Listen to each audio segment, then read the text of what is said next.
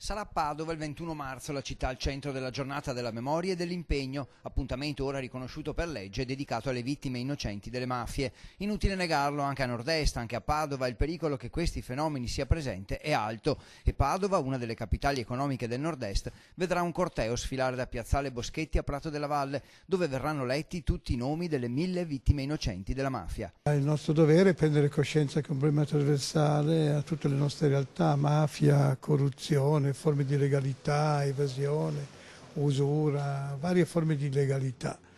E quindi questo è il problema più grave. Il problema più grave è la sottovalutazione. Don Luigi Ciotti, bellunese di Pieve di Cadore, anche se poi cresciuto a Torino, vive dal 2014 sotto scorta. Nel 1995 ha fondato Libera, che riunisce 1600 associazioni che lottano contro le mafie in tutto il mondo, Veneto compreso.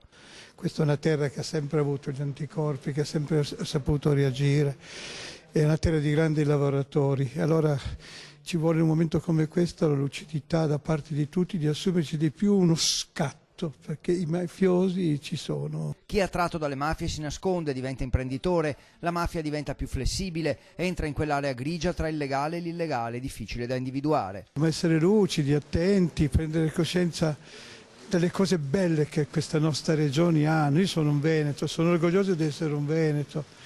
I nord-est sono terre meravigliose, meravigliose. La bellezza della nostra gente, i grandi lavoratori, il grande impegno. Manca lucidità di prendere coscienza che questi problemi ci sono, ma ci sono. E quindi non dobbiamo vergognarci di poterlo dire, è un segno di intelligenza, di onestà. L'appello è per assumersi più responsabilità, esporsi, dichiarare da che parte si sta. Troppo spesso ci sono quelli che fanno finta di non vedere. Bisogna che la gente partecipi per dire da che parte si sta. Dobbiamo metterci la faccia, non dobbiamo temere.